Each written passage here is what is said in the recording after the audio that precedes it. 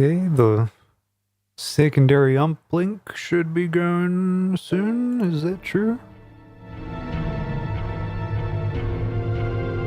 Yeah, it says upcoming.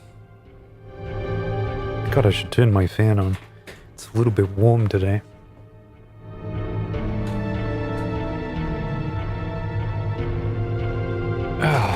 What now?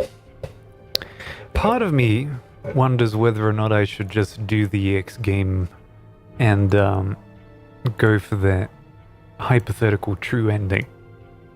But seeing as the statute of limitations for me doing this completely blind has now passed, I get to read up on some things which have been confusing me for a little while. So let's open up that game facts.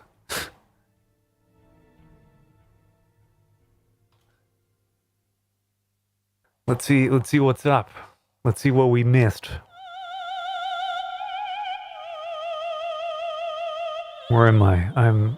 Yeah, I guess we could do this. Let's do it like that.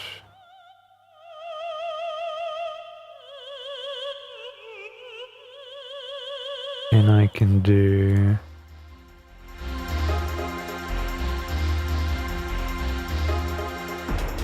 Come on. Oh, it's not enabled. There we go. Oh, that looks disgusting.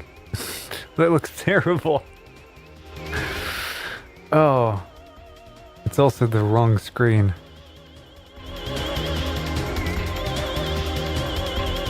There we go. That's how it goes.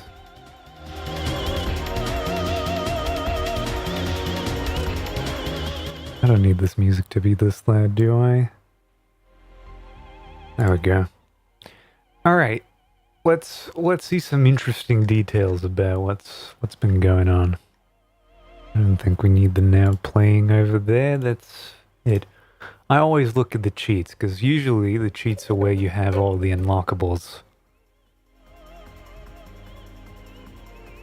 I mean, there's a bunch of achievements for it, which I imagine it's a pretty substantial part. That's why I'm wondering whether or not I want to do it.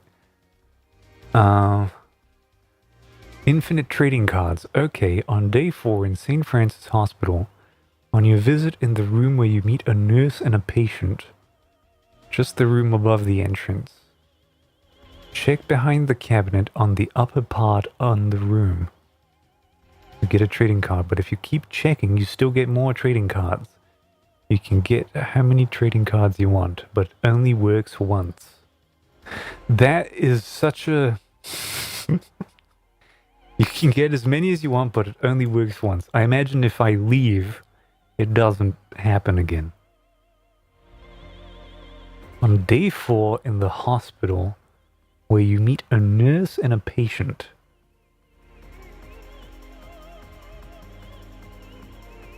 It shows how good my memory is, because I don't even remember that happening.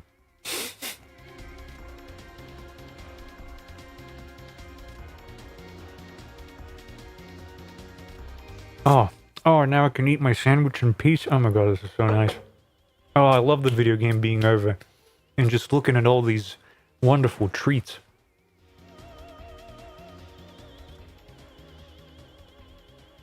When you use your parasite energies in battle, your PE gauge will eventually stop charging altogether. I know. Preventing you from using PEs for the rest of battle. However, if you switch your equipped armor during battle, it will restore your PE regeneration rate to its original amount, even if it previously stopped. Therefore, your PE gauge is charging too slowly, or stops charging, to switch your armor and restart the regeneration. It's a handy trick against stronger enemies and bosses, where your parasite energies are essential to victory. Floor 77 of the Chrysler building is the true final boss. Okay. But from some of the comments I've seen under the achievements, some of them are a real bitch. Some of them are like a serious bitch to do. Chocobo flag. On the city map, select the Natural History Museum. When the helicopter starts circling, you can see the big blue banner hanging from the museum. Has a silhouette of a chocobo and says chocobo under the picture. Unlimited +1 defense for armor. On day 4, when you get to the hospital to unlock the rooms for the first time, you'll find yourself eventually turning a valve in a room with a chest at the bottom right corner. Between the door and the valve and the chest, there is a mini-boss creature that sometimes spawns. It easily has enough attack power to kill you in only a few hits, but if you use a club, i.e. get dangerously close to it, and steal from it, you always get a +1 defense item to add to your armor. The biggest problem is getting it to spawn, which will have you stepping in and out of the room and walking down about halfway multiple times. I can surmise that there is a lot of things you could do with steel. I still assume that there is a lot of stuff hidden behind junk. Because a lot of those enemies give you junk, and I don't think that's just to annoy you and fill up your inventory or not.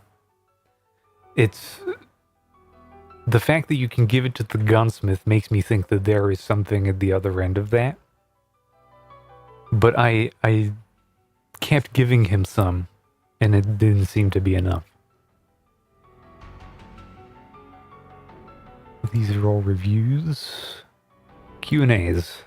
Let's go 17 years ago. PE Light. Is PE Light supposed to be good or bad? The game isn't very descriptive at all. It implies it's good, but I can't tell if it helps me gain more PE over time or is it supposed to slow it down. So simply, is it a good ability to have or is it bad? Well, PE Light reduces all spells except Energy Shot and Liberate by 1/3 of the regular PE energy. It does up the damage by that percentage since they have a fixed cost of all PE. It reduces the amount of Parasite energy required to cast spells. Okay, that's some ability that I didn't level up enough to get. Can you get multiple junk weapons? I could probably zoom this in a little bit. There you go. I was just wondering, can you get multiple junk weapons? Like if you give him 300 junk and get a weapon, can you give him another 300 to get another? Yes, you can. I'm not sure if you can get multiple junk weapons in one playthrough though. If not, then it should let you pick another weapon on the next playthrough because I've gotten 2 junk weapons from him total. The mag and the AK-47, so yes, it's possible. Every 300 junk you give to Wayne will provide net you. Someone didn't delete a word. A weapon selection screen, but only after Wayne assumes sole responsibility of the storage. Maybe as early as day 3, but definitely as soon as you start day 4. If you hand in 300 before then, you must hand in at least 1 more junk for it to trigger. Yeah, it's starting to feel like that, isn't it?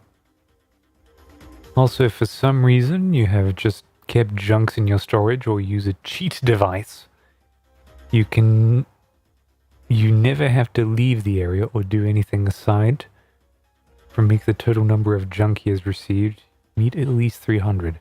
Theoretically, the game will probably store up to almost 1 million or almost 10 million. Can't remember the max value associated with hex. Oh, this guy is going inside a baseball with what's the maximum value of an integer in this game. Hello. Before day 4, when you get to day 4, before day 4 and when you get to day 4, you just need to hand in a single piece of junk per weapon you want from him. Or you really, really want the super duper junks. The super duper junks. LOL. This is definitely something that was written 17 years ago. Oh. What's the maximum number of storage slots that I can get, not including armor bonuses? And what is the formula for the battle point item slot upgrade? Just started an EX game and I have about 8,000 BPs. When I upgrade my personal storage, 17 level and armor bonus, I'm using all 8,000 points. The maxed item slots that I have is 47 or so. Has anyone else noticed the drop in ratio? It's certainly an interesting question you've posed. Starting a new Xia version, I looked into the inventory number. It had come up with a total of 10 with item capacity at 1. At the start of a particular run with roughly 6,000 bonus points, or 60 points since 1 point per 100 BP, is my findings so far for the item capacity. Level stat point item capacity. So there's like a mild case of diminishing returns at 20 and then it starts getting worse. At level 15 on the start of day 3 I had amassed 9,000 bonus points, enough to find out how high the stat modifier for the item cap goes. The cap's set at 99 and won't go any higher. But that answers part of your questions. As you can see above, we've got an interesting array of numbers. From levels 1 to 11, the capacity is increased by 1 slot per level. The stranger parts is when you get to level 15, and it breaks the pattern. Thought I'd seen developing. I'd figured that from level 11 to 21, the pattern would follow along the lines of every 2 levels. Apparently it isn't so. So I increased the value by 1 point and made a spreadsheet of the whole thing. Oh yeah, we're doing fucking straight up spreadsheets on this PS1 game. At a point value of 99, Aya has a maximum base inventory of 46. Keep in mind that there are armor modifiers out there that believe the maximum inventory space is either 48 or 50. One guide claims that there is a pocket plus 4, which I haven't seen personally, but for the sake of things, I included it anyways. So we're even speculating as to what items could be in. I also noticed, excuse me for a moment, that I have a little bit of a gap on my screen. Let's try and fill that. There we go. As far as the formula goes, I haven't worked it out yet. FM. Oh my god, he's even signing it with a little thing. It's in the Chrysler building on the top floors. Where is the best grinding place and what loop? How do I get past Chrysler building? How much level do I need to go to the top of the Hell building? And how many floor that building have? Right now I have climbed 60 floor. So tired. Wow.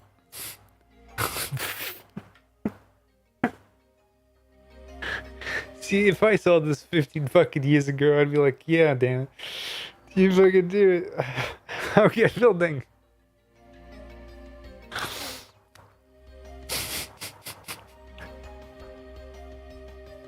Is there a downside to the weapon effect strength and acid modifications? I feel like maybe a little bit.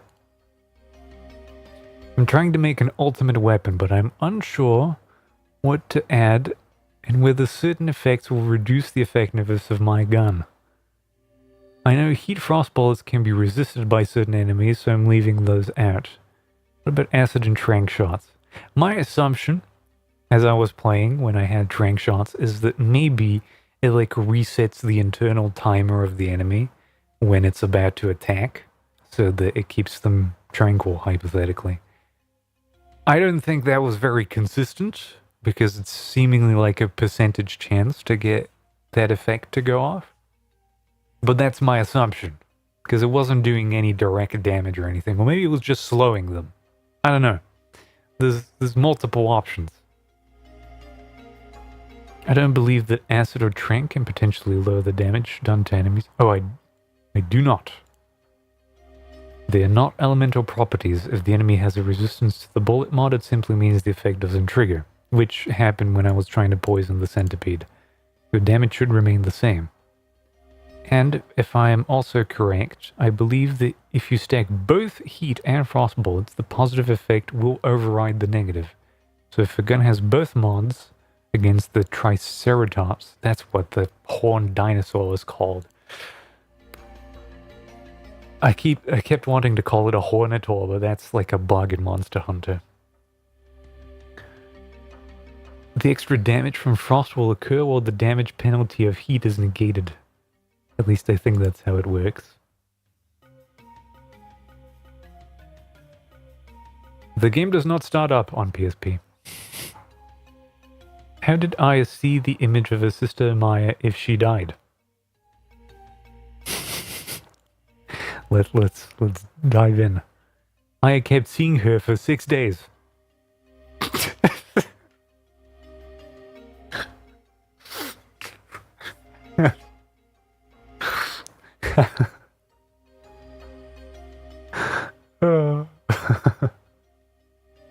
To be more precise, the eye wasn't implanted, only cornea was transplanted. And through that, Maya's rebelling mitochondria got into Aya's DNA, since cornea is a very small part of tissue and small amount of cells that didn't affect Aya as heavily as Maya's kidney transplantation did Melissa. Thus, Aya was able to develop immune system response to mitochondria Eve's effects, and she was growing up with time. Melissa, however, had an entire full-sized organ transplanted into her, which overtook normal cells of her organism much faster than mitochondrial Eve decided to lay dormant for a number of years inside Melissa until the right time, Christmas Eve 1970, 1997-98, came, and event as evident by Melissa's diary entries at Carnegie Hall. Aya being in the public during Melissa's performance was the last straw, the factor which fully awakened mitochondrial Eve. Inside of Melissa, and Eve overtook Melissa's body and mind completely, basically devouring her. There is more to this than just that, however. The original Vague Post King.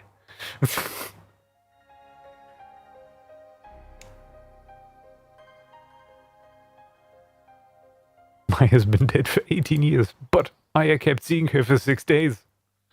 Please fix.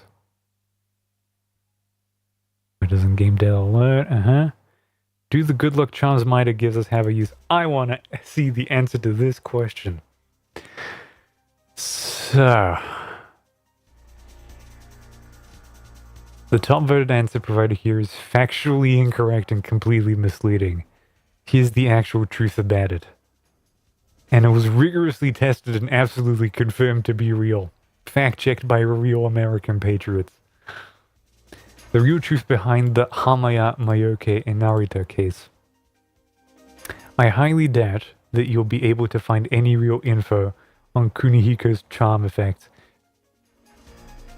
Because literally 99.95% of all players out there, including those who wrote actual guidebooks, FAQs, etc., especially in the past when the game essentially just came out, actually truly believe that they simply don't do anything at all, which is not true. As they've said, it is a very massive global misconception. Follow the money, follow the paper trail. It is such a big misconception that at some point in the past, I've actually had plans to personally write a standalone FAQ regarding this matter, with detailed descriptions of each charm's effects, and etc. But since I'm extremely lazy by nature, I never did. LeMaire. Anyway, aside from that little off-topic debacles only occurred 15 years ago. I'm sorry, we lost the technology to do that again. Here's the real 100% confirmed deal on this. By itself, Hamaya decreases encounter rates very slightly. That's why almost nobody ever notices this. I don't know how you fact-check this, but I will trust you, Internet Man. The overall encounter rate drops like 10% or something around that. As I said before, it's almost completely useless in the first playthrough, but oh boy, does it make a huge difference in Chrysler, especially on floors above 30. Mayoke increases critical rate. Most people simply don't notice it, but critical hits actually start happening much more often. Alright. I can maybe agree with that. I've noticed that I've getting a lot more yellow numbers.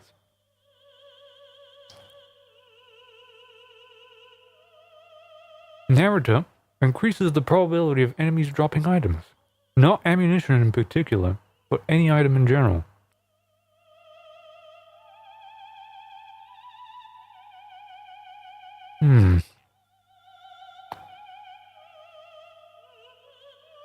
If all the charms are in the inventory, encounter rate decreases slightly further down than the Homaya by default. Critical rates increase slightly further up than that of Mayoke by default. Chance to surprise the enemy rises somewhat higher. Surprise the enemy. This shit has stealth. It has... I never saw any of that, or at least I never noticed it. Not by much, but still does. Also, surprising an enemy and having a quick draw effect attached is not really the same thing. Yes, you'll be attacking first when you surprise an enemy, but you might as well do it without surprising. And that's slightly worse, since if enemy is surprised, not only he starts the battle without any defense and with lowered ATB gauge, but his overall stats are slightly lower. Also meaning lower attack power, overall defense, etc. And all negative statuses dissolve quite faster than usual. This is especially great and easily noticeable if used in combination with any of the status resistance attachments available. Remember, status resistance attachment does not automatically give you 100% immunity to negative status. It only increases your chances of avoiding it, but it might happen nevertheless. And during such cases, of which there are many, having these charms effects applied makes a difference. What makes Kunihiko's charms really worthwhile, in my opinion, is that, for example, such effects as the ones provided by Mayoke can be stacked with attachments that provide similar effects. Mayoke already increases critical rate just by itself alone, and it's in your inventory at any given time, and adding critical rate up attachment to your weapon increases the overall critical rate even further from that. At that point, the overall increase becomes very noticeable even for a very inattentive person. That's basically that. Some very knowledgeable, hardcore to the very core pro-Parasite Eve anything fanboy source. That's a copyright message if I've ever fucking seen that.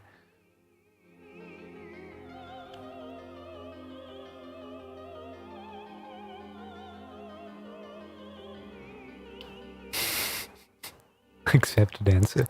Someone showed up after 14 years to accept that answer.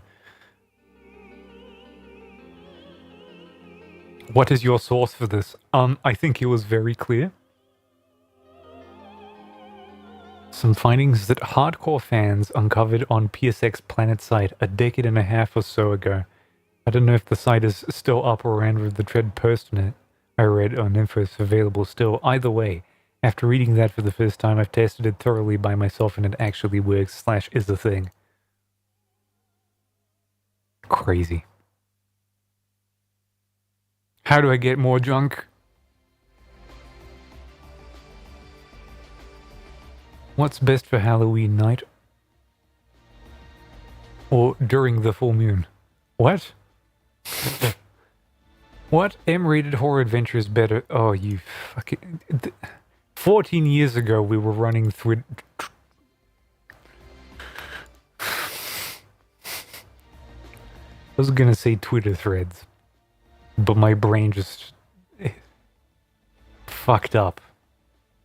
What is the rectangle icon with the light gray volume triangle in it? I would like to know too. The empty mod slots are completely incomprehensible to me. It is found on some weapons and armor. It can be highlighted for a description and takes up a slot. Is it a good or a bad? Oh, now I understand what you're talking about. The box for how many slots you... The box for how many slots you put on a weapon extend down in pairs of 2 when modified. To symbolize that only one slot is available, it puts that triangle symbol there. For example, if you have 3 slots, you will have 2 rows, but the triangle will take up the 4th slot, making it unusable. However, if you have 4 slots, the triangle will vanish, allowing you to add a 4th mod. Oh, so that's like a blocker for, like, this is actually a 3 mod weapon, but there's no way of displaying 3 mods other than hiding that. Okay.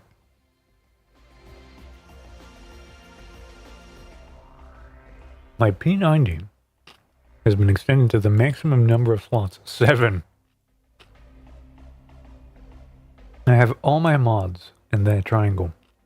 Honestly, would have been less confusing if they indented the box to show that something that had show only the odd numbers of slots.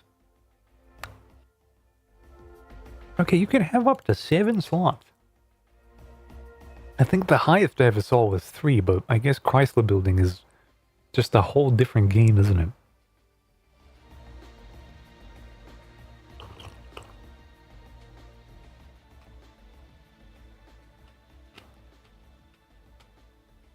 How do I beat the gator?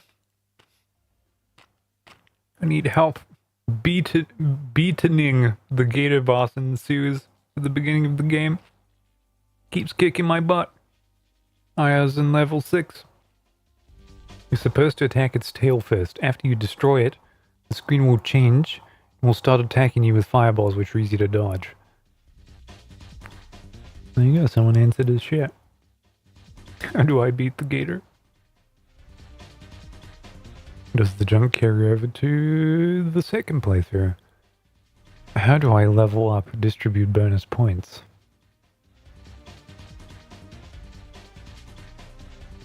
I'm playing on PSP. I'm playing the game for the second time since it came out. I'm still at the beginning. I think I have at least Oh, this is not what I thought it was. Analog sticks required to play. I mean, considering how often my digital mode was getting turned on and off by random shit, maybe.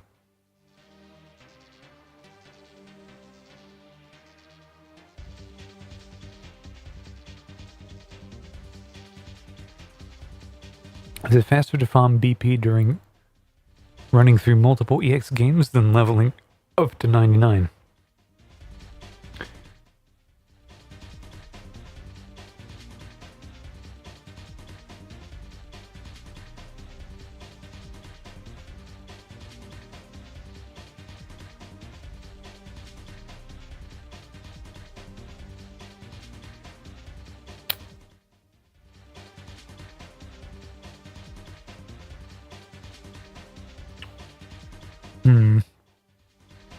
God, I'm just staring at this point. All these EX game mode things. Maybe, I don't know. If I have nothing else to do. Top experts on this game. Look at that. 14 answers. 7 accepted. 57% positive win rate.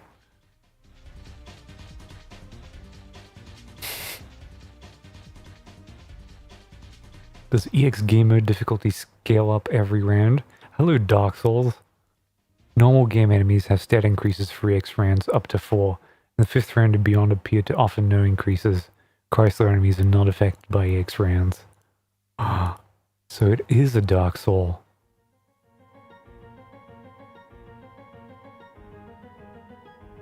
Watch it, like 2 months from now. Some motherfucker on YouTube is going to be uploading, can you beat EX mode 7 with a fresh character? Level 1, no upgrades. In this video, I will be defeating EX Mode 7, which has the highest item scaling and doing the Chrysler building with no upgrades.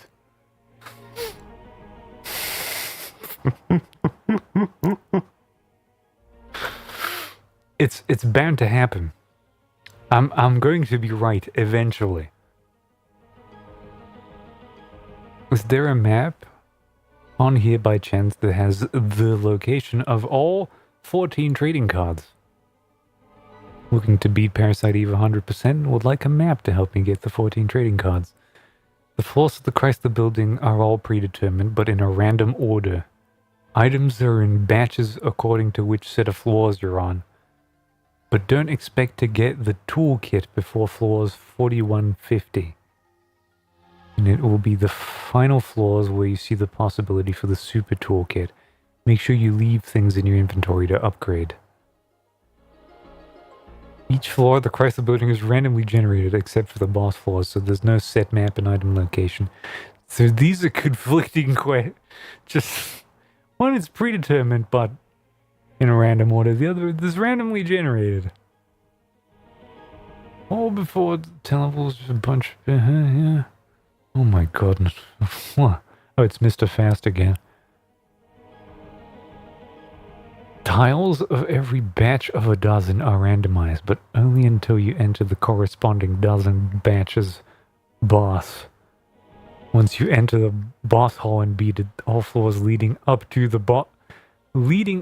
the floor's boss. This is one hyphenated German word. This is get locked so you could pick up the items easier. But farming those locked floors becomes impossible because all random enemies disappear from all 10 floors in each batch. Mimics and locked treasure chest boxes still remain, however, so tread carefully. As mimics, this really is Dark Souls. Holy shit. How do I use Super Tool? How do I prepare for EX game? I mean, maybe this question is interesting to me. Let's see. Is it fast again? Oh no. Alright. While I'm not a total master of the game, I'd say that you should try to get one of those called junk weapons. The P90, aka machine gun option, should be the way to go.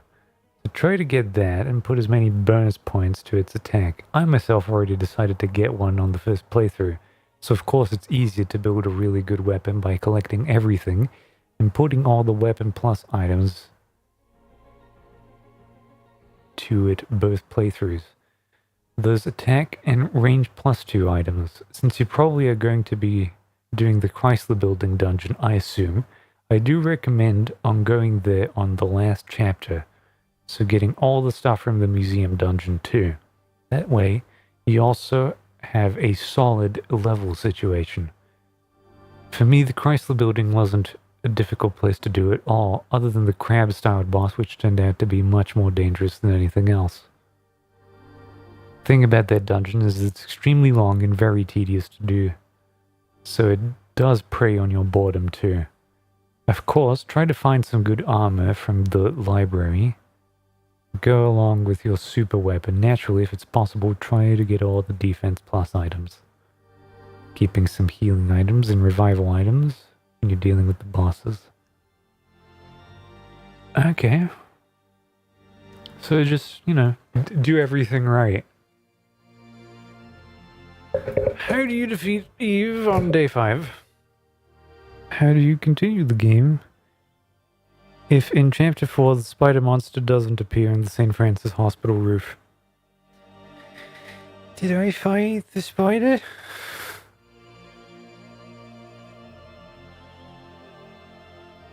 And you meet the spider simply by exploring the hospital? That technically shouldn't happen since boss Spider-Woman fight is a mandatory story plot event. So it seems to be some kind of bug. Does it repeat with subsequent reloadings of the last saved game? Where is Spider-Woman? Mitochondria? Boss lady? I don't... Where is it? Oh. Fuck. There we go. Highest rated from... a couple of years ago.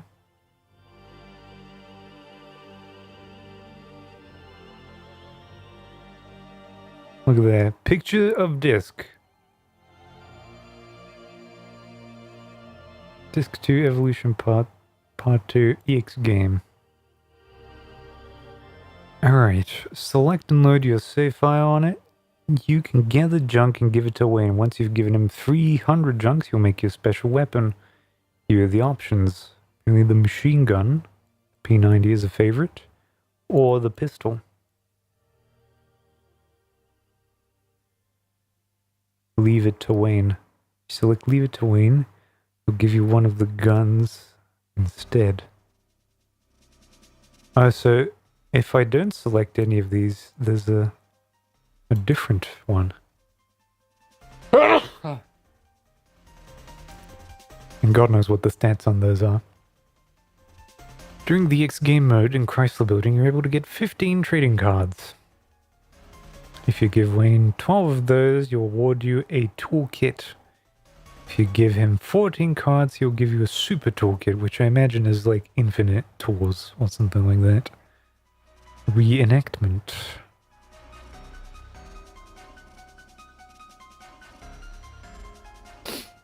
The events of the first appearance happen again in Carnegie Hall. If you beat day 1 again, you'll automatically have the gun and armor you engraved Aya's name on from day 6. Equip them immediately and speedrun through day 1. Okay.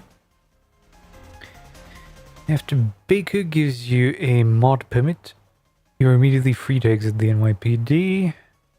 Notice the new building, Chrysler Building. 2 options, enter the building and go through 77 floors. Go to the top through the days again. Getting powered up to level 33 to unlock Liberate. Finish everything in day 2. No difference on day 3 or 4. 5 has what? Immediately after defeating the T-Rex and leveling up to 33, you walk to the Chrysler Building. To deny a random. Okay, so they're in sets. Each random floor has a storage room, an elevator you can't use without an elevator key, and a staircase going up to the next floor.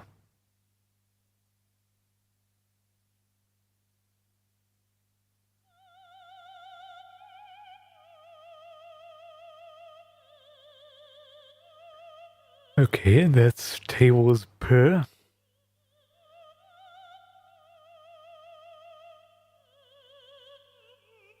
And 77 is the true ending. Conclusion. Okay, so it's essentially like a end game grind mode, which frankly has seemingly all of the cool items and another ending cutscene behind it.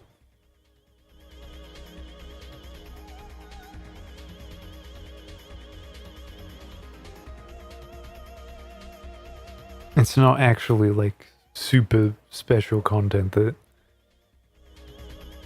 Like if I like the combat enough, I guess I could go for it. Just learning about junk.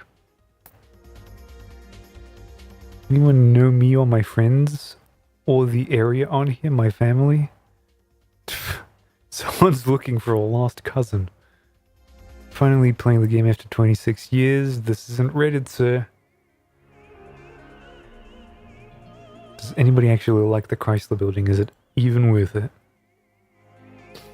Subplebit ever also everyone else thinks everyone else thinks. This is such a fucking reply. This is oh, this is it. I mean, it's not the paragon of game design, but I enjoyed it for the unique gear and bosses. Those are the only place to really test your high-end equipment anyway.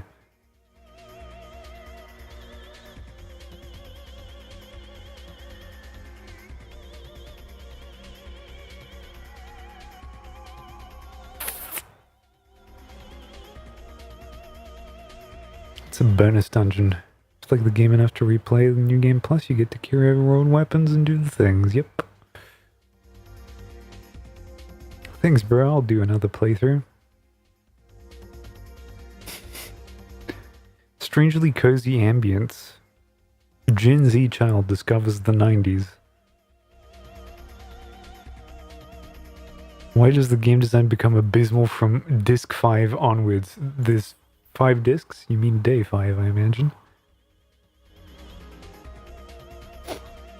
I don't have to detail the awful, repetitive Chinatown sewers, as if Square decided to pattern it after all the first-person shooter RPGs, first-person dungeon RPGs. But then there's the museum. So the dinosaurs show up, alright. Then you run around the place for a good long while fighting raptors and bugs, and arriving at the security room, and you're at the save station, 50 minutes apart. You see Eve on the 4th floor, which you can now access. So you go up the lift to the top, but there isn't any way to get through the slime-covered door. So what are you supposed to do now? Well, it turns out you need to go back to the 2nd floor and go into the lab. Then you're expected to go to the 3rd floor's Triceratops room, yeah. But you aren't expected to keep going forward. But you go back the way you came. You'll probably be thrown into the hardest fight so far, which is the T-Rex, I guess, maybe. And then you need to go back to the Triceratops room and keep going south for the cutscene to take place. And then you'll be allowed to finish the museum. How's anyone supposed to know all of this? Right? Right. You said this too. And I won't go through the final Liberty Island find, bless you. It prioritized a short-ranged weapon. Day 6 expects the moon from the player, especially since the game doesn't restock as much as it should. Why does the PE recharge slow to a crawl during the boss's 3rd phase? Somebody please provide her with nutrition. This woman deserves... She moves so slow. Good game overall. Let's see. No, it really expects you to be a genuine gamer.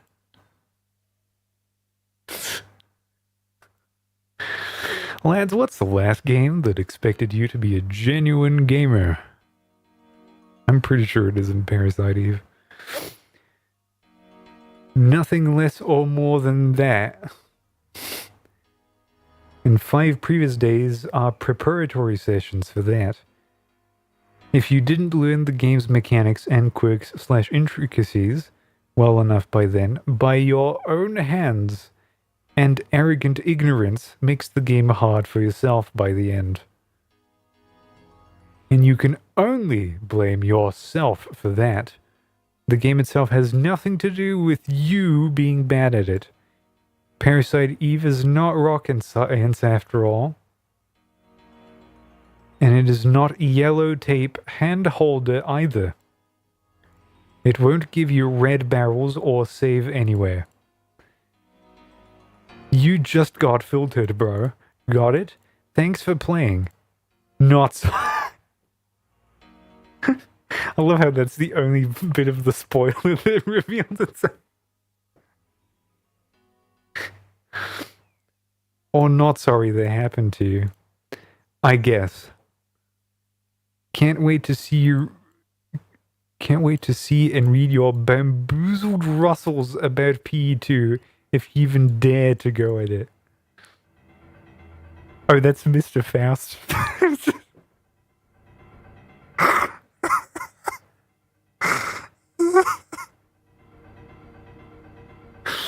Mr. Faust, you can't be dispensing the knowledge this much. You can't just haunt the game facts. You can't do it.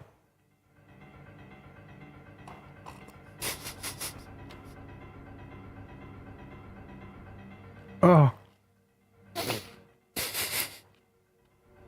I also love the username Ishmael Forsaken. To be fair, by the time you reach the museum, you should probably already have the junk weapon of your choice. Which, if you didn't choose the P90, you were just wrong. And the absolutely wrecking everything there, bosses included. Day 5 is probably the easiest day there is during the first playthrough. Why is the discourse in this game actually, like, almost one-to-one with what Dark Souls has? Why are people being like, get good at Parasite Eve? What the fuck? What the fuck? Oh, Mr. Fast, dispensing the knowledge yet again. P90 is straight up garbage, no exceptions. It is undeniably a very bad advice, straight up harmful and leading astray from the rightful path in thinking and handling the game. You should never get anything else other than the handgun or rifle from Wayne. Every other option outside of the randomly dropping AK-47 meme is just trash. End of story. Period.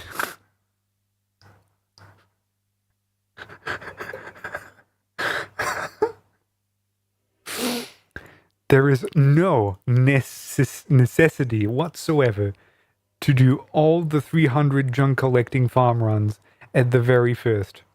Blind and genuinely clean normie playthrough. If you've never touched Parasite Eve before, and you virtually don't know anything about it, the main non-New Game Plus game is still very easy by default, if you just learn its mechanics and intricacies of its core gameplay loop well enough. While the game gives you a lot of time to do, this is nearly exactly same case as Final Fantasy VIII, which was built on exact same engine. Parasite Eve and Final Fantasy VIII engine prototype.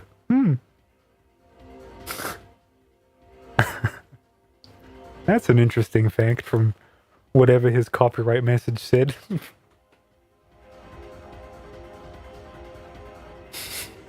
This game is so simple, you're all fucking stupid. I am in the museum part myself, right before the second boss fights. I am having a rough time. I've beaten this game maybe a total of 4 times in the span of 25 years, with years in between. Spirit warrior, coming to dispense a moderate view. Shrugs, lifts glasses.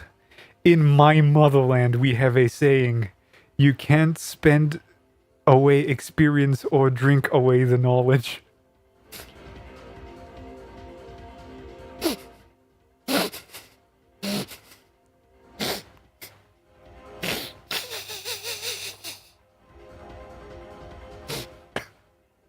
I'm so glad that I checked the game back. Aren't you?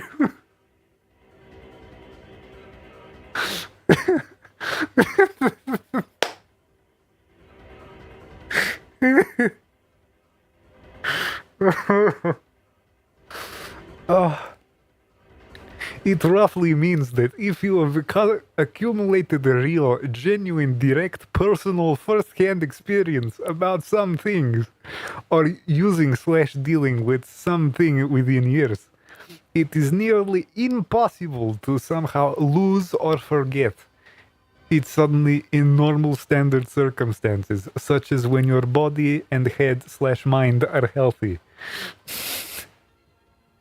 As that experience and knowledge becomes a part of you, it turns into a reflex. Prime example, being a professional fighter.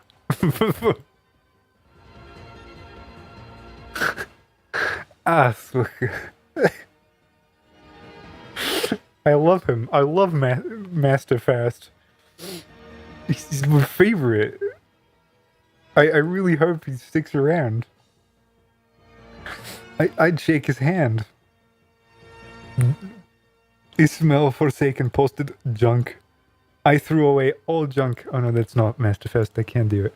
I threw away all junk because I assumed that was what the games stated it to be.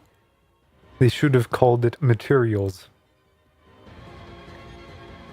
I'm in the museum by myself, right? Huh?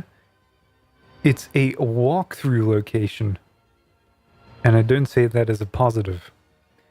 Well, me, Arty, real genuine gamer according to Master Fast, whose only opinion is the one that matters, by the way. I figured it out without a walkthrough. I just did the natural thing of stumbling around and walking through every door until something happened. Which is, as we know, a real goddamn gamer move.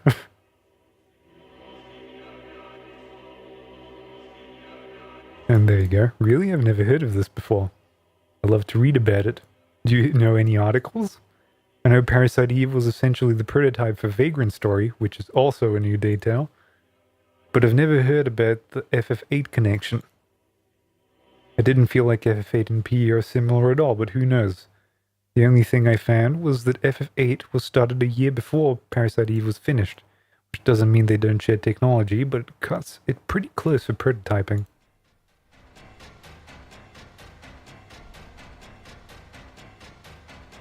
Oh wait, it has more pages. Shut up. Shut up, it has 4 pages. Oh. Oh. Okay, we're here. We're here. We're here. This is today. This is... Strap in, kids. Holy shit, Mr. Fast.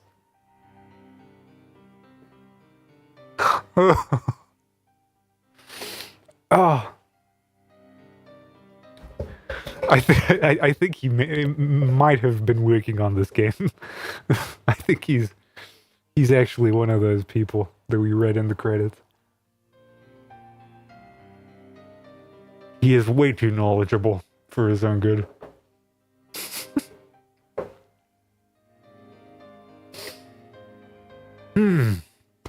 All right, let me just take a bite before I get into this. And thank God we're doing this now, because this page wouldn't have existed 4 months ago. I am at the exact right time. First Parasite Eve was the very first video game that used that engine. It was built in-house by Square. It is not the same engine as the one used for the development of Final Fantasy VII or any previous games of theirs. It was a completely new, separate, individual thing at the time. First Parasite Eve was unironically a prototype existing for the purpose of serving as a testing grounds for their engine's capabilities. As in all actuality, this is a way to put a conjunction. This engine was created not for Parasite Eve, but specifically and exactly exclusively for Final Fantasy VIII. Hence why it's called the FF8 engine to begin with. First Parasite Eve was just a testing grounds for it, nothing less or more than just that. He loves this.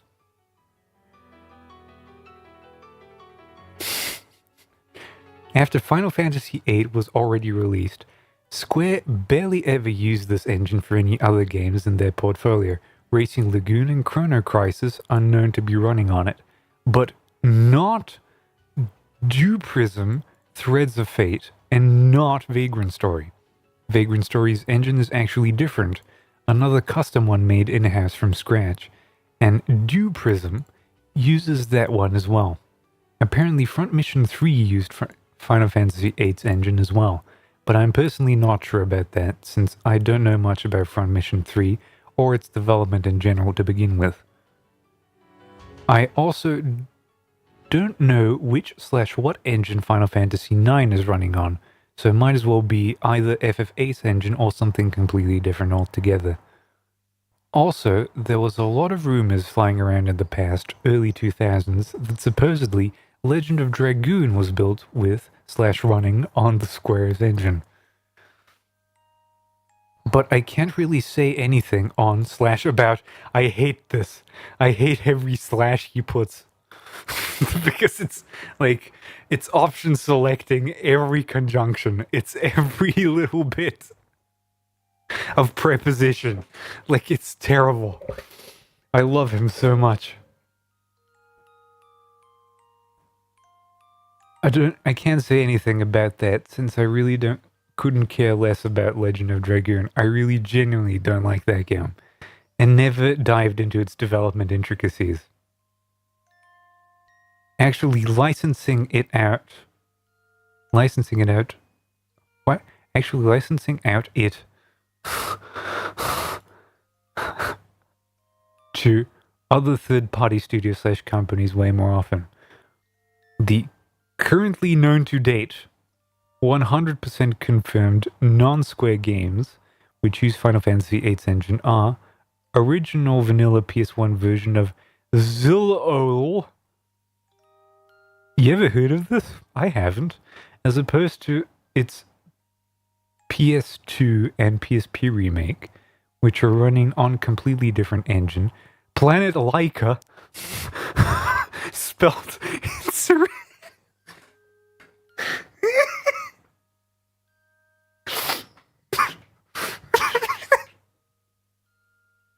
You ever play hit PS1 game Planet Laika?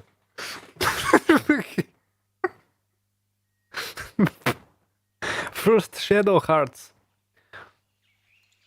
also happens to ending up being simultaneously both the only PS2 game that ever used that engine and the very last known engine that uses it. Saknoth were X-Square developers. So hey, by the way, FYI, Kudelka, the technical Shadow Hearts Zero, ended up using a completely different engine, which is the engine that Konami created in-house to make the Soul of the Samurai / SGA. And that Vampire Hunter D licensed video game in fucking quotation marks. Is it really? Is it actually spelled Zilol? Can you look up Planet Laika? Because this man clearly has a deep breadth of knowledge on PS1 Square trash. With an apostrophe. Alright. I can respect that.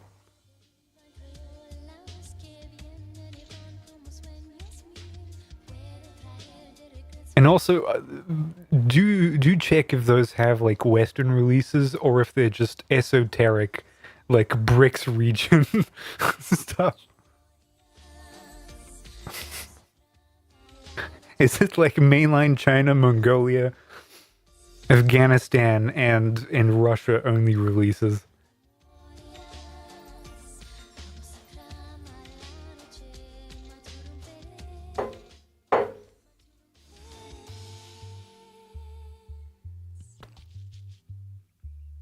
'90s clay ass figures.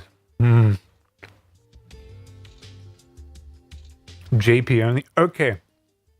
A new dimension to Master Fast. Actually intimately familiar with JDM releases. And seemingly speaks about it like he was there in the early 2000s.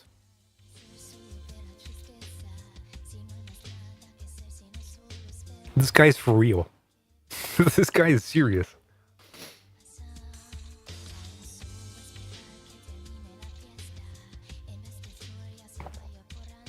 Oh. Postscript. Parasite Eve 2 is running on a highly customized version of licensed out from Capcom. This is a adjective, I guess.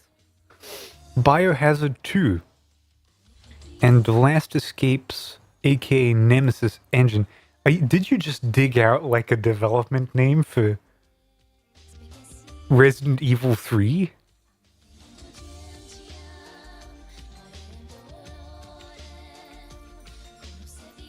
I need to be the fact-checking department. This is a real, ladies and gentlemen. This is.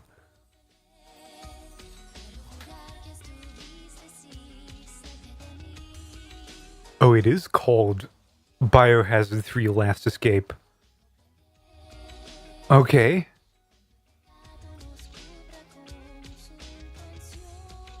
Okay. I should have seen it as he opted for Biohazard instead of Resident Evil, and Resident Evil here is in quotation marks. So he's currently I have 3 bets. Either he is German, either he is Russian, or he is Japanese. The only countries that would have a saying which involves forgetting drink are Russia and Germany.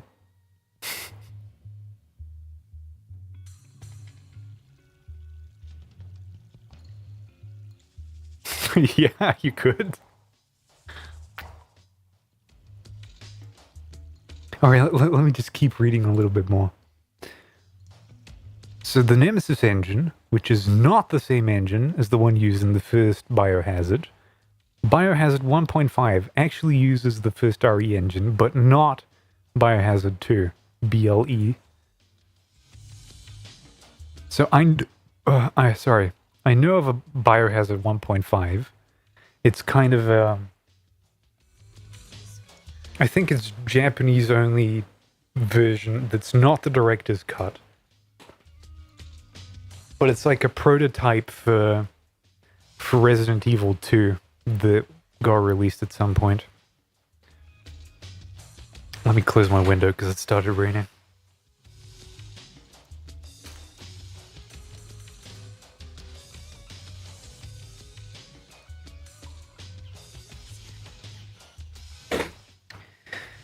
Biohazard 1 actually uses RE1's engine, but not B2 or BLE. B2 is probably Biohazard 2. BLE is Last Escape. Okay. This was factually one of the core prime reasons why Kamiya and others had to redo everything when they canned 1.5 and decided to do Biohazard 2 from scratch, as they couldn't just port assets from their old engine to a completely new, different custom one. Parasite Eve was done this way primarily because it was unironically developed by a bunch of ex-Capcom employees who joined Square. So it seems that it wasn't just about their Capcom experience of coding prowess, but also because Square was able to get some kind of lucrative discount/price cut deal when they were meddling with Capcom. It is just mere business, or and greed/laziness. Whatever.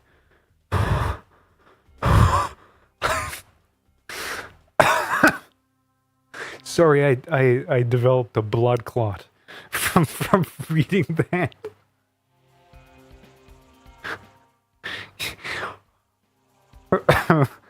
Or and greed/laziness, comma, whatever, in parentheses. I have studied a lot of formal linguistics, and this, ladies and gentlemen, is a completely unique new sentence.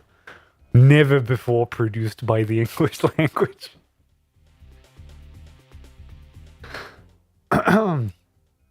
Alright.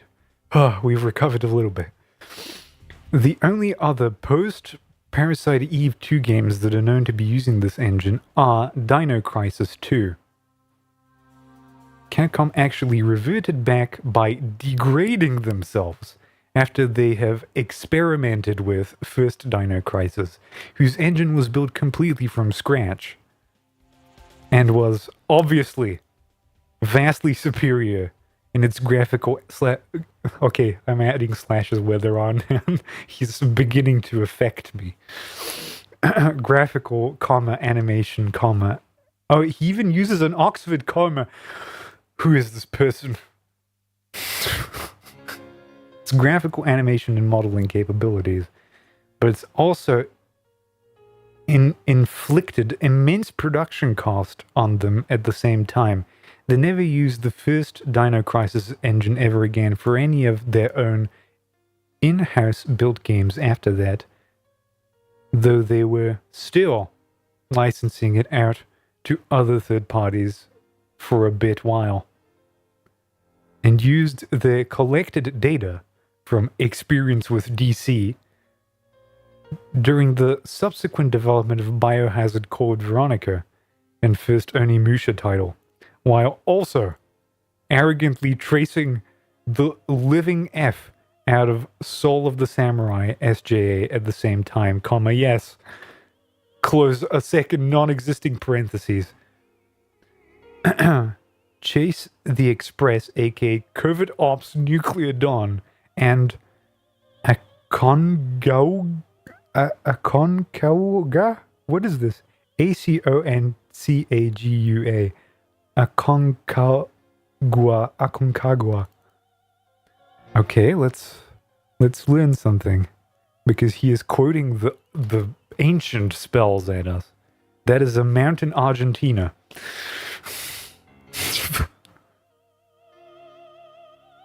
Aconcagua is a 2000s adventure game developed by Whack Whack, published for the PS1. It released in Japan on June 1st. Okay. The game is set on a mountain after a plane crash and follows and allows for switching between characters.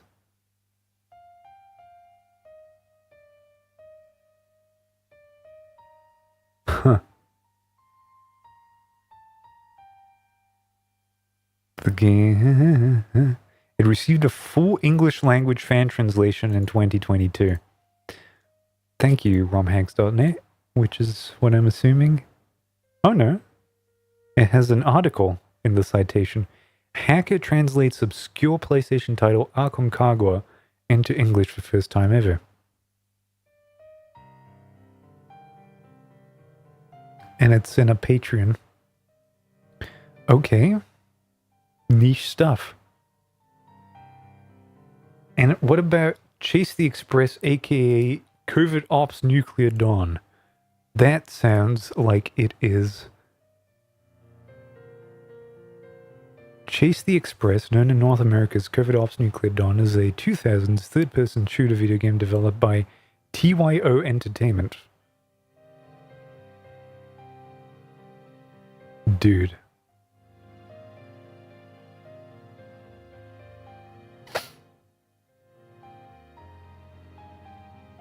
Yeah. You know what? Respect. Having all these deep cuts? Yeah.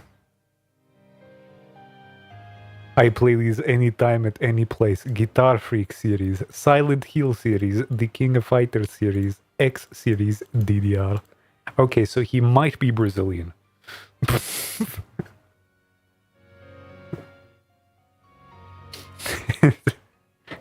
There's a dog whistle in there.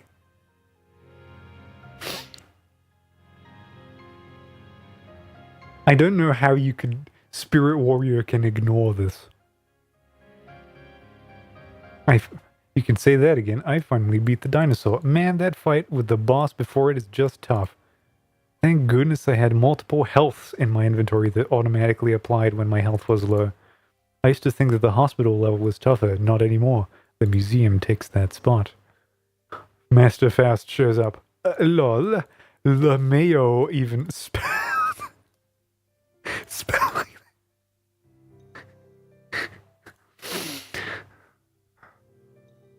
To each their own, I guess.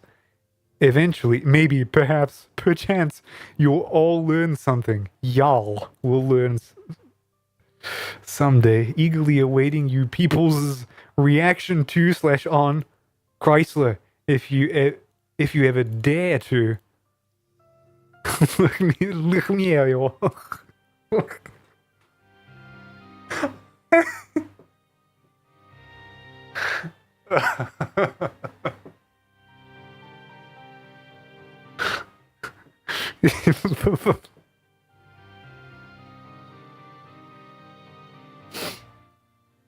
This sure is a topic. You telling me, Goki Akujiki, whatever the fucking is.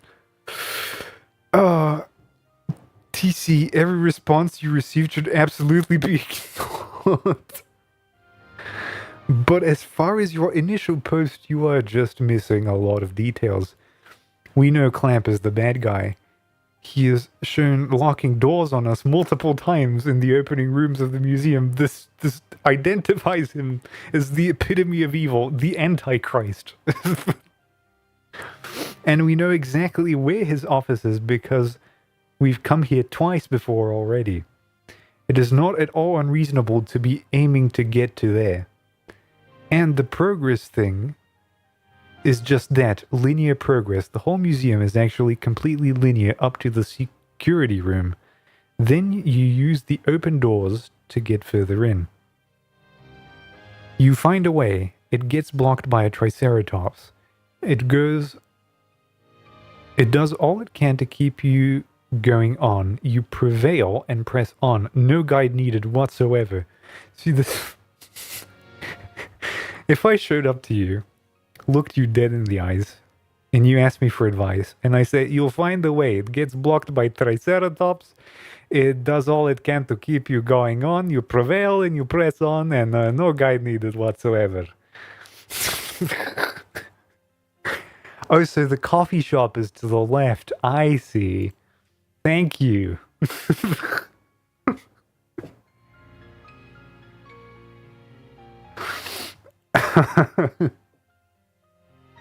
And no, you should not have a junk weapon, though you clearly didn't pay attention well, because you not only missed everything that's clued to you in the museum, but also Wayne straight up having a discard junk option, as well as him saying that you should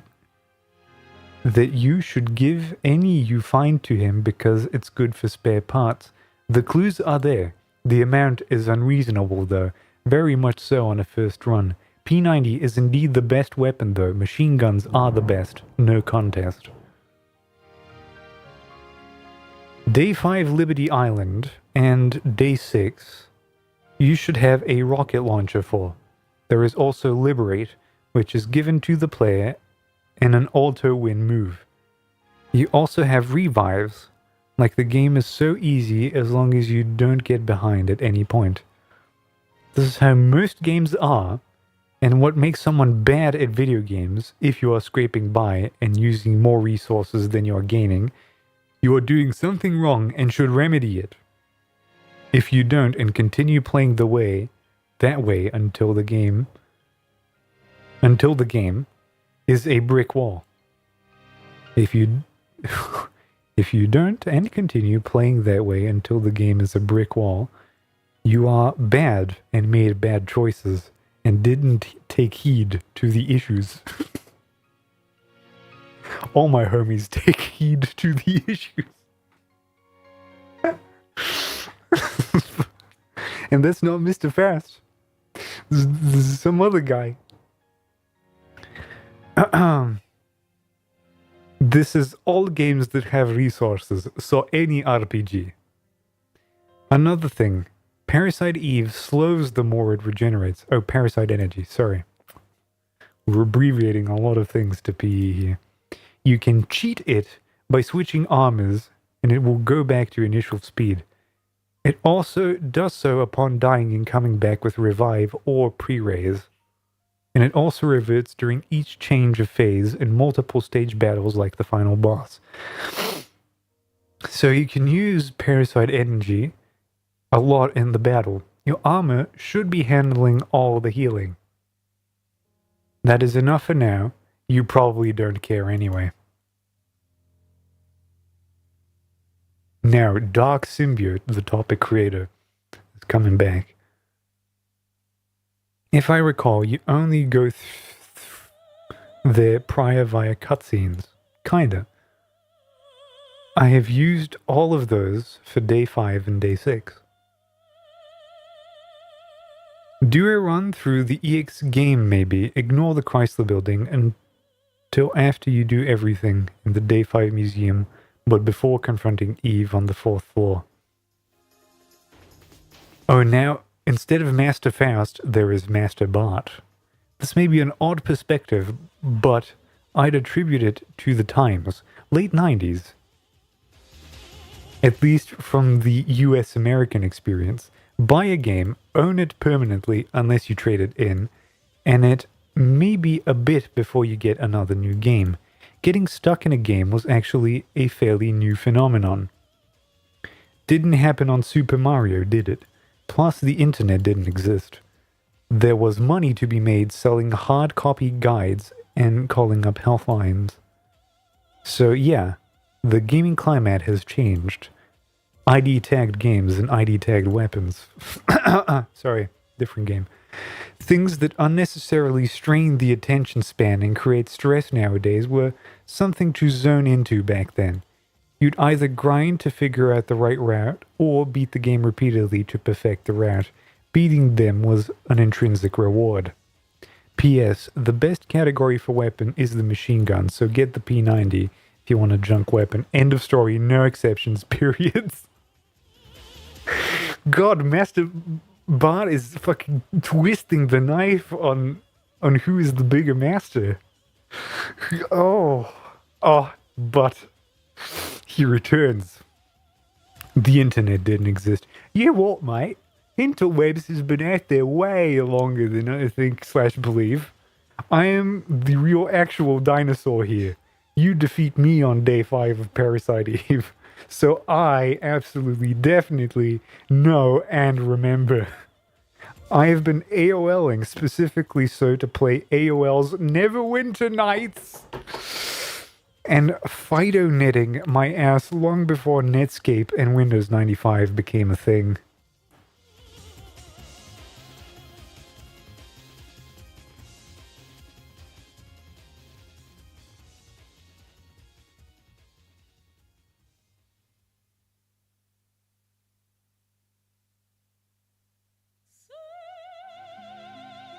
I mean, I'm speechless. He is too powerful. This is a 7th dimension immortal rank Archon. Like he's too powerful.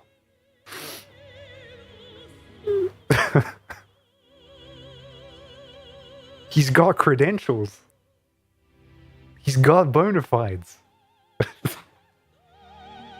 License to kill. Licensed to post.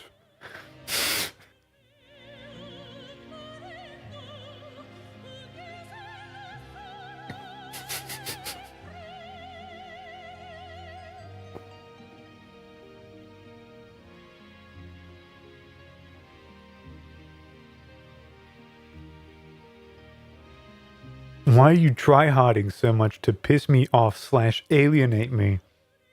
Why you like this? I know that you know that what you're saying is factually incorrect and absolutely wrong, so stop.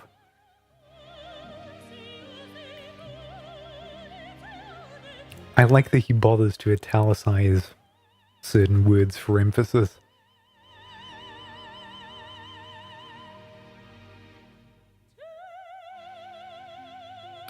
And now Dark Symbiote replies to Master Bart. I understand what you're getting at, but the sewers are just copy-pasted areas. And running around figuring stuff out wouldn't be so bad if the enemies didn't respawn interrupting your movement and focus, but the enemy encounters run out. So, eventually... This is like a loaded gun left on my desk.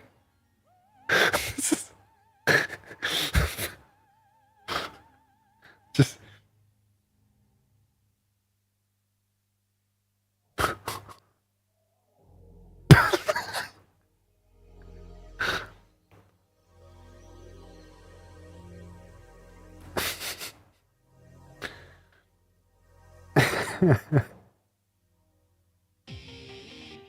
If you think this is bad, wait till you get to the Chrysler building.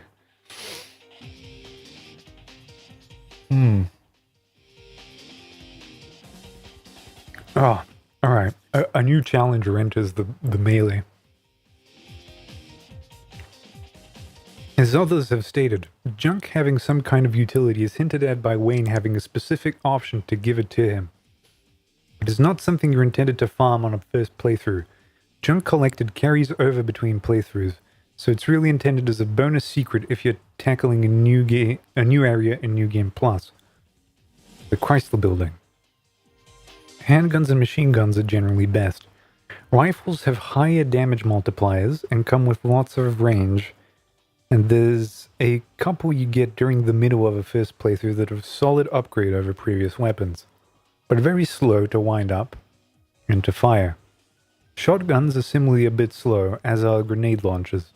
Grenade launchers also have fire or ice damage often, which hampers their usefulness as it greatly reduces the damage against resistant enemies. Using shotguns and grenade launchers exists so you can swap their useful properties to a better weapon with a tool. Machine guns require a super tool to remove the random 1.5 times shot property, to really be effective though, since with multiple targets, this slows down machine guns as IS stops to randomly switch targets. So until then, I generally use handguns, double or triple command, really effective with it too, as it will let you fire multiple shots for maximum damage. Bullet times 2 or 3 isn't bad, but the higher shots fired on your gun, the lower each shot will do. Don't use a shot 10 modifier as it's quite wasteful in terms of damage per bullet. If you find you prefer handguns, the Desert Eagle that Wayne makes, if you ask for a handgun, is pretty solid too, with a ton of slots and thus customization options. Dark Symbiote shows up. I relied on the rifle a lot against bosses for this range. I also added the fire element to it, which I shouldn't have done, sorry. This is more of a late game weapon customization, new game plus customization kind of thing. Like you can use about any weapon, make it work if you up the stats on it. Just stay away from the random 1.5 times shot on machine guns and avoid fire and ice weapons, which tend to make them much weaker as you frequently encounter resistant enemies. Acid, poison type effects, cyanide, instant kill, or tranquilizer sleep can be safely added to weapons as there's no penalties if they resist them.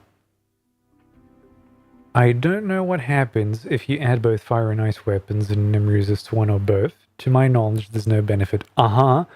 But we read from like 17 years ago that there's a small tangible benefit that negates the differences. And I'm pretty sure it was Master Fast again.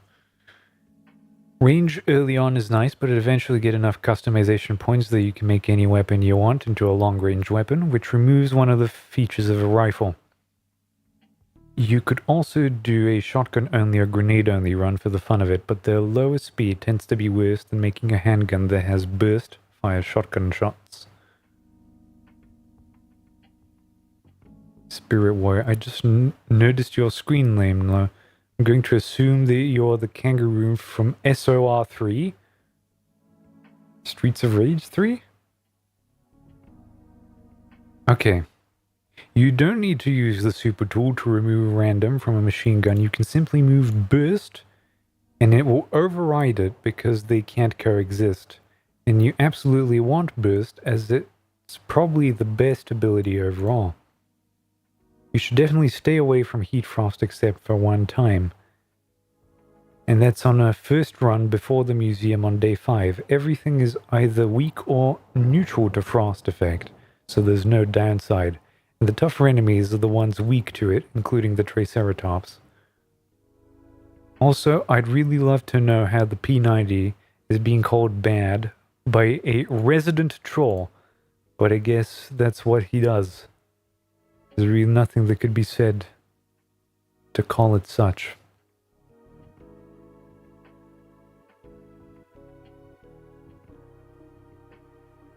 Maybe he never tried removing the rate of fire 10 in random properties. It's pretty much ruined the weapon by nerfing its damage per bullet and making it slow in group fights. Once you remove them, move burst over, swap to rate of fire 2 or 3, add double triple command, it's great.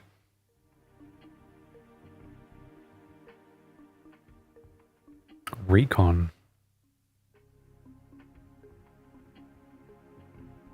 This is really my go-to advice for anyone getting into the game.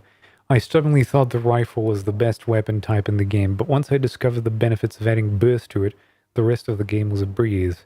Being able to hit multiple targets at once was such a game changer, and again, even while I was climbing I was clinging to the worst weapon in the game.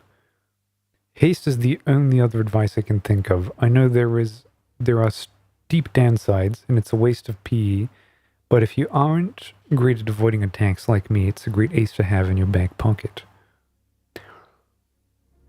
Oh, for a second there I thought it was Master Fast, but, you know, there we go. Where's your source? I wrote it. Oh, he has challenged the bull. The Parasite Eve 2 was majorly developed by several people who worked at Capcom prior to joining Square, specifically so Biohazard 2 and Last Escape's devs. It's been known for decades, brother. It's right there in the credits, for God's sake. and the engine is the same, albeit customized quite a bit, which used to be Biohazard 2 Last Escape, and it differs from the one Capcom / Mikami Shinji, and he writes surname before given name. Motherfucker. Used to make first Biohazard. Fun fact, Biohazard 1.5 actually runs on their engine and not Biohazard 2's, which was one of the primary reasons why they had to start everything from completely scratch. And they scrapped it. Parasite Eve 2, at its very core, is basically a Biohazard 2 engine acid flip mod texture swap, which is directly proven by the fact that you can easily port Parasite Eve 2's models and assets into Biohazard 2 and vice versa. You can easily port RE2's acid models into Parasite Eve 2. Here, check out a quick example. I'm going to copy this. Why not? Okay, I'll do it like that.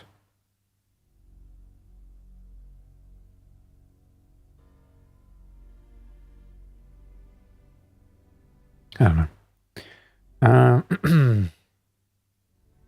Obviously, this is untrue, as Parasite Eve 2 is totally retooled and is an entirely different game.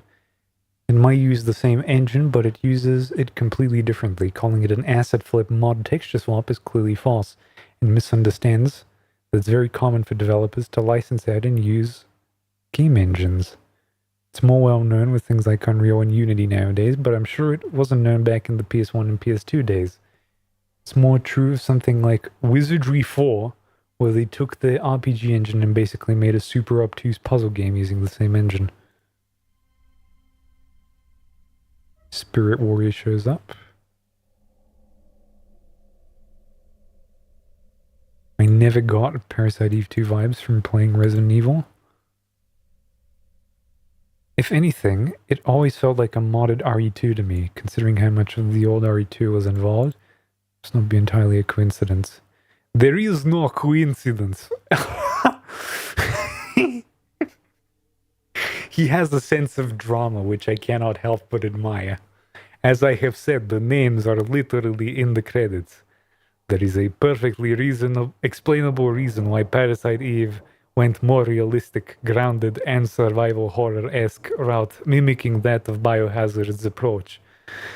Despite the fact that the first game is a straight-up, unapologetic JRPG, despite this, Parasite Eve 2 is not a Resi clone as a product, because it was altered/changed just about enough where it manages to stand firmly on its own two legs just fine.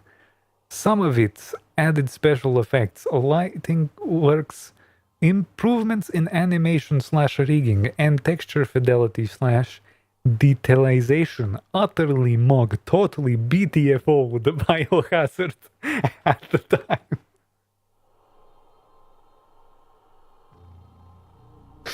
Capcom was able to catch up only by Dino Crisis 2, barely so.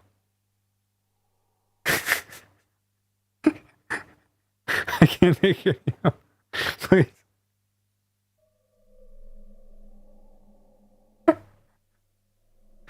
Oh.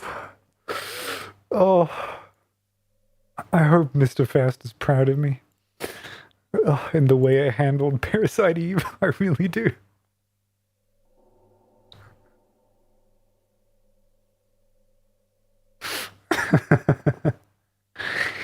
Okay. Even if some people out there decide to ignore the fact that Parasite Eve 2 was developed by ex-Capcom, ex-RE2 developers, including Iwao Kenichi himself, the man who created Stars as we know them today, rewriting the original draft that was intended to be the game's underlying background/backbone initially, as well as being the de facto creator of Rebecca Chambers as a character due to her being a non-existent entity until the aforementioned rewrite and expansion of story plot scenario happened.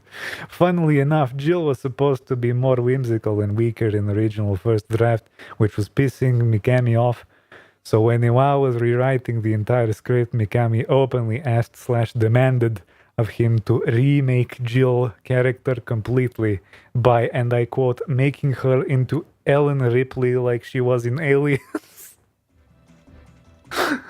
Which is hilarious due to the fact that first two Biohazard games are rife with Alien/Aliens references, nods, Easter eggs, and straight up entire portions of first game mimicking and recreating scenes from this movie, including Rebecca herself being named after Rebecca Newt Jordan and being last survivor of Star's Bravo team, let alone surviving by herself in the Spencer mansion until reinforcements arrived, exactly how Newt was stuck at Hadley's Hope colony after xenomorphs ransacked the place, plus Rebecca Chambers getting Newt's famous mannerisms/gestures, some of her quips as quotes, etc.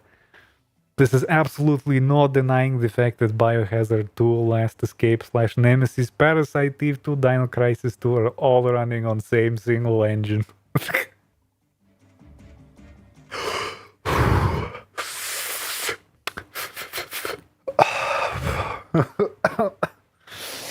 Oh yeah.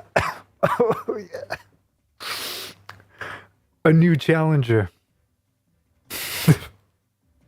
This time it's Qualzy. The games have some stuff overlap, does not demonstrate that said stuff brought Capcom's intellectual property with them when they joined Square. The Resi 2-3 engine is Capcom's copyrighted material, and using it without licensing it would be illegal, and I doubt Capcom would license it out to ex-employees who had effectively betrayed the company by leaving for Square. Always remember Japanese workplace culture. Moreover, I don't see why Square would decide to disrupt their existing employees' workflow by adopting a new engine simply to cater to a small number of ex-Capcom staff, most of whom aren't even in programmer roles. This video does not explore binary compatibility between the game engines. All it demonstrates is that somebody has made an RE2 mod featuring pre-rendered backgrounds from another game. I would hope bitmaps would be easily portable between engines, especially when most PSX games use the same binary format for bitmaps anyway. Now there's knowledge drops occurring. You also haven't demonstrated that the process of converting camera coordinates and the internal 3D geometry of the map was easy, as they say, talk is cheap, show me the code. I myself have perused the CD images of these games and can confirm they do not have remotely similar folder structures. PE2 doesn't even have a hierarchical file system, and they package assets into completely different container formats. The PSX scene have rigorously reverse engineered these games for decades and documented all kinds of computer wizardry I wouldn't even dream of. And in the nearly 30 years these games have been out, not one person in the scene has concluded that Parasite Eve 2 uses a forked RE2/3 engine. If you know better, then please show me the code. My account is too new to edit posts. Alright. I have just now noticed that you unironically created that account just to troll here and shitpost. Also, reading comprehension is clearly not one of your fortes at all. Otherwise, you will have seen that I have mentioned earlier that the engine was licensed out. This is also tiresome. Should have figured you out earlier. What a waste of time. Isn't the permanent blacklist you gone? Into the permanent blacklist you go. Sorry, I cannot read England very good. No, I made a GameFAQs account in 2016 to contribute to discussion. Do you have any evidence of my poor reading comprehension? And this was from 4 weeks ago. We are waiting. I will be back to this thread. I will. I can't. It's too much. Oh, let me just do Control-0. Oh, it looks so small now. Well, that was fun. I think that's a fantastic little bonus episode to tie off Parasite. I'm still kind of unconvinced whether or not I want to do the Chrysler building at all. For the moment, I'm not going to promise anything. I'm going to say I'm not doing it for now. I don't care that much. I think I got what I wanted out of it. And doing 77 levels of stuff and grinding for junk doesn't seem like my idea of fun currently. So maybe we'll do some shopping around and see what kind of games catch your eye in the next couple of days. So, many non-committal broadcasts to come. One-off shows galore. But for now, I bid you adieu. Let's get out of here. Thanks for watching, everybody. Hope you had a good time. I fucking did. Master Fast's wild ride was unexpected, but wonderful nonetheless. I'll see you all again tomorrow. I've updated the schedules on every goddamn website that I can get my hands on, and hopefully I'm only 1 or 2 hours late every day. See you then. Take care. Good night.